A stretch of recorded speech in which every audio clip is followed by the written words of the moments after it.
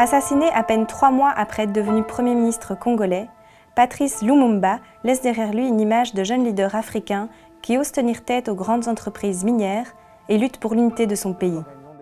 Encore aujourd'hui principal héros africain avec Nelson Mandela, qui était cet homme? Que lègue-t-il comme héritage? En 1960, Patrice Lumumba fait un discours assez offensif contre le colonialisme lors de la cérémonie accordant l'indépendance, répondant au roi Baudouin qui a tenu un discours paternaliste.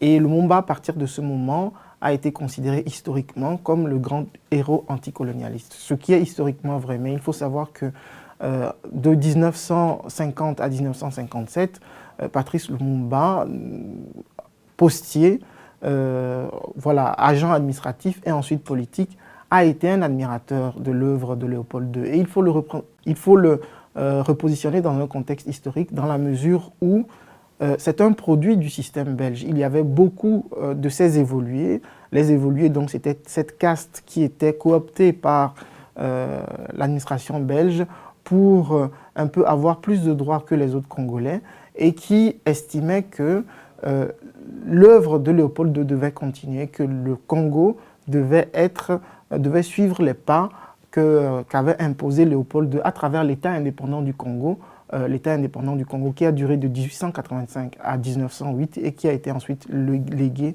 à l'État belge. La première caractéristique de l'homme politique Lumumba, qui devient un politique Premier ministre, c'est la probité. C'est la lutte contre la corruption, mais aussi c'est la lutte pour l'unité de son pays. Il n'a jamais accepté la sécession du Kasaï et du Katanga parce qu'il a estimé que si on laissait ces sécessions prospérer, le Congo serait complètement divisé en 1000 morceaux. Il ne l'a jamais voulu. Il y a aussi le panafricanisme, c'est-à-dire qu'il estimait que les Africains devaient s'unir pour pouvoir se développer. Et c'est quelqu'un qui n'a jamais accepté la tromperie, qui n'a jamais accepté le fait qu'on puisse soumettre les Congolais à un certain diktat. Lumumba laisse l'image d'un mythe, d'un héros ayant donné la voie à l'Afrique, la voie à suivre, la voie de son autodétermination, la voie de son indépendance, la voie de l'Afrique par les Africains, pour les Africains, la voie selon laquelle les Africains ne devraient pas se laisser dicter leur choix par d'autres.